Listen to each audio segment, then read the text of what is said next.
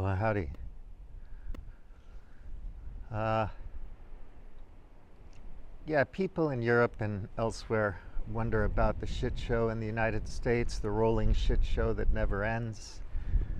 I think people want to believe that the United States is a exceptionally wonderful place, doing good things in the world all the time, and it does some good things, but it also does a lot of bad things, and anybody who's paid attention over the last 50, 70 years knows that, even longer. No place is perfect, but the things in the States, politically speaking, get crazier and crazier year by year, and it's never going to end because we're in a desperate situation now where people are really understanding the limits to growth and what that means to the system that we've built around the world, our economic, religion, and religious beliefs regarding economics. And so, most of it's just nonsense and BS, and people are very vulnerable to it. So, I just think it's practically not worth supporting anymore. But anyhow, go figure, you watch the United States from afar and, wonder out loud. That would have seemed somewhat unlikely just a short decade ago with my esteemed colleague and fellow clinical psychologist, Dr. Jordan Peterson, everyone.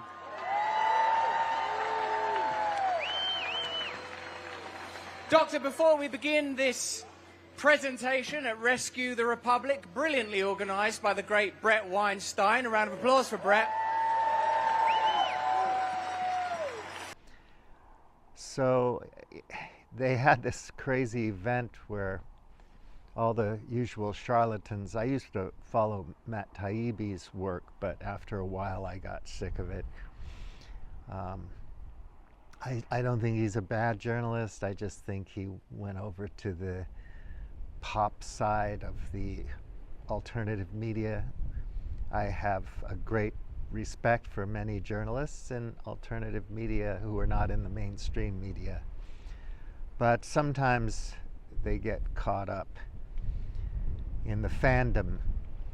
So if I comment on videos where Eric Weinstein appears, his fans will always come to his defense as if they know anything. I keep wishing that these people would just read books about science and not listen to biologists with an axe to grind who are making their living off of grinding their axe.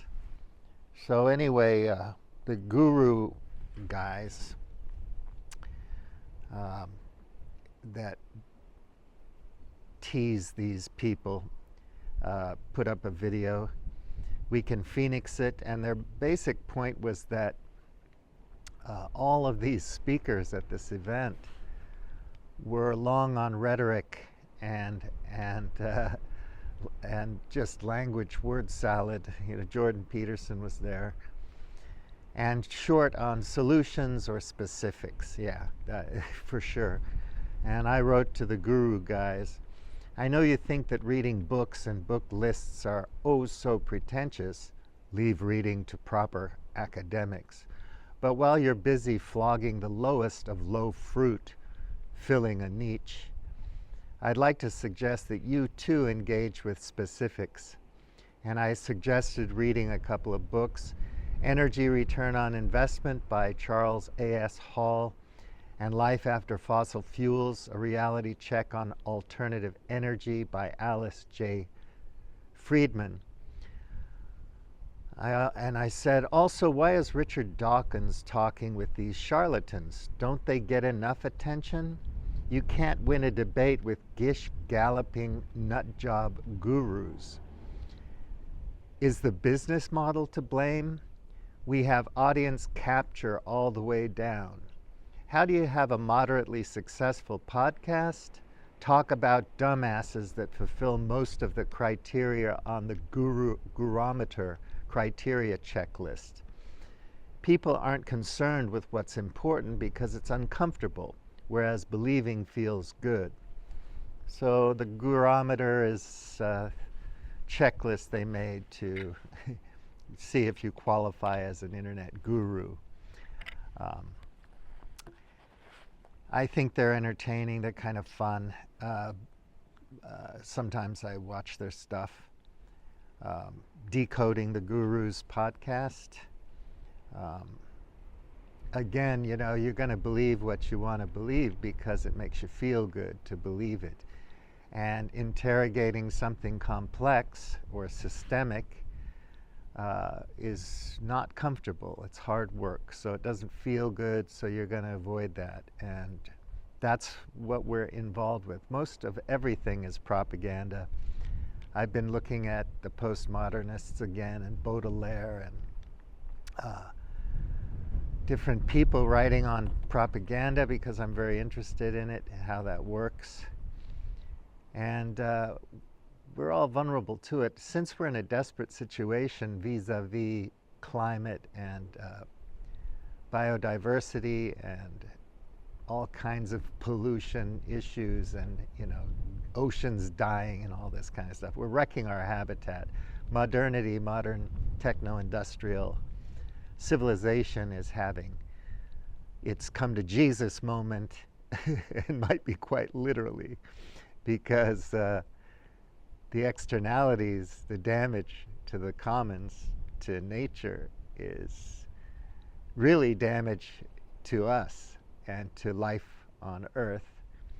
And eventually that gets out of whack, out of balance, and you have these cascading, rapid feedback loops occurring until we all start starving to death. So we go from 1 billion people to 10 billion people, and got, in a very short period of time, a spike due to fossil fuels and technology and science, and then we crash and burn because we're not wise enough to slow down and take care of our habitat. And people know this, so it's a mad dash to control everything. Also, there's this geopolitical great game, I refer to it as, where, you know, the global capital, the capitalists, the movers and shakers, have to control all the elements. They have to mine. They need materials. It's a material world. So they need the oil to do the mining. They need all the minerals to make the stuff and keep the game going. And so in order to do that, you have great power competition between Russia and China and Iran and you know, the BRICS and the global south and the West and all that stuff. And it's kind of unavoidable, and they're going to do this no matter what, because it's in their nature. It's what they believe in doing.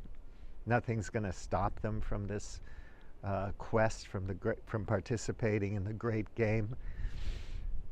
It's going to get a lot of people killed eventually, but nobody minds, because maybe things don't get really, really ugly in the rich West until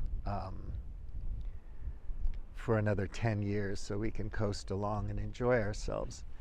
In wealthy countries like Holland and Denmark, where they still have high trust in their institutions, and people take pride in their work and feel they belong to a more cohesive cultural community.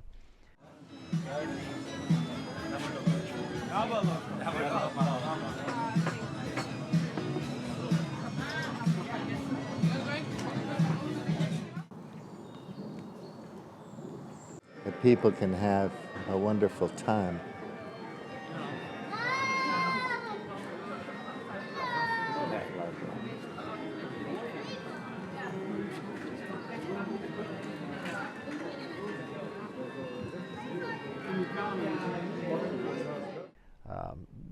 They're all blissed out still, so they know there's problems, but they're very optimistic about how we're going to fix it. We have the tech optimists and all that kind of thing. But America's captured by capital, and it's an oligarchy. That's all you need to know. You don't have to know anything else. If you're going to ask Americans questions about what the fuck's going on in America, people in America don't want to know. Tens of millions of people, maybe more, are willfully ignorant. And it's a highly religious country compared to secular Europe, even compared to Portugal and Spain, once Catholic bastions in Europe and so on. Most of the churches in Amsterdam are event centers or offices or, nightclubs. So all these beautiful Catholic churches that they built in the 19th century have been repurposed. So we're in a pickle. Americans don't want to know, and they don't give a shit. The NFL is more important. The WWE is more important. What the Kardashians do and these idiot charlatans like Weinstein is more important. Or Neoplatonic, setting up your own Neoplatonic school somewhere in Arkansas so you can have an intentional community that is one race of people, and just leave us be and we'll get on with it. You can have your little racial community somewhere else. All these goofball things that everybody's paying attention to are not the real problems. Hence I suggested that people read those books and understand what the real issues are. We have to learn that we're animals embedded in nature, and that we're cooperative animals. We can work together and do good things, but we're also very vulnerable to propaganda and bullshit, very easily programmed through language, ideology, and whatnot. So if you're not interested in any of that, never mind. Enjoy the ride. Have fun. It's a short life. Do what you got to do. Make money. Buy a yacht. Get a small plane. Collect cars. The materials we need to electrify. If we spent all our oil and gas on a global electrification project where we allocated materials fairly, justly around the world, and integrated the electrical grid across nation states and regions for maximum efficiency and whatnot. It's a big project, bigger than the Manhattan Project or anything, and we would never do it because we don't want to cooperate. We just can't do it at that scale under the current ideological belief system. So believing is more fun, more comfortable, so continue to believe whatever you want to believe. And it's no mystery why America's going nuts. And it's going to push things to the brink because the corporatists and the nation states want to have control over resources that they feel are vital to their security and success. Nothing's going to stop that game from playing out. And none of us are revolutionaries, not that revolution ever really lasts or ever really makes that much of a difference. It can for a period of time, but it can always be co-opted and reversed over time as well. So you can do whatever you got to do to fight back or to push back or to make a difference. We don't have much power, and we don't want to give up 2 hours a week coordinating with people in our community to push back against powerful players, powerful people, the leaders that are supposedly have our best interests at heart, but in fact are careerists, greedy little snipes that can't get elected without favors from powerful business people. That's the problem in a nutshell, and Americans aren't going to fight back against it. We have palliatives, little painkillers. like greenwashing or protesting or something. And we think, that makes us feel better. So we're doing something. We're engaged in the conversation. So we're fine. Or we think we know something. We're arrogant, hubristic people who overestimate our ontological and epistemological understanding of things and ourselves. And, that's the pickle we're in. At this scale with this many people, it's hard to see how we come together and push back until circumstances dictate there's nothing else we can do. And when that happens, eventually, it's panic mode. And if you've ever seen How It Ends, a movie I saw again on Netflix, people get very nasty in panic mode. You have people living and working together in cities very peacefully. It's miraculous. Life goes on fairly peacefully almost everywhere, and then in panic mode, everything breaks down and all bets are off and people become mean and nasty. So there you have it. I'd rather not see that, but whatever. And this shit show in America, the best way to get over it is just to turn it off and not participate in it at all. Vote for an alternative candidate, push back against the people that get elected, tell Trump where to put it, tell Harris where to put it, coordinate with people in your neighborhood and your community to push back, to write letters, to lobby, to boycott and divest, not just genocidal countries in the Middle East, but also corporations that are not doing what you think they should be doing with their power and their capital. Of course, we depend on these things and we love our way of life, our techno modern industrial way of life. It's a lot of fun. It's, we're very prosperous in the West, in the North, compared to, you read your Steven Pinker books, but we still have a lot of challenges and we still have a lot of suffering going on, and we could do a lot better.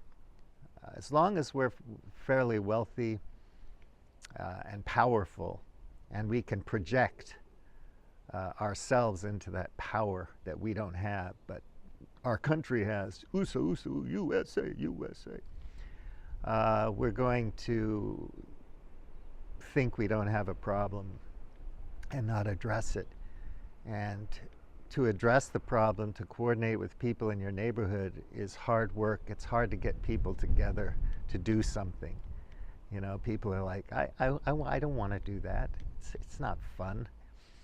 So very hard to give up an hour a week to, and that's if you can agree on something. If you can agree to agree on some things. You disagree on a lot of things, but you agree to agree that on some issue locally, and you want to do something about it. And then you have to fight all the powers that be and the NIMBY people, not in my backyard, and all that kind of stuff. It's a daunting task. But being active like that is what you can do if you want to do something. Otherwise, we audit the conversation, and we watch all our cool friends joining the conversation, having the conversation, and we feel better because we feel like we know something, which is nice. So good luck. Bully MT out.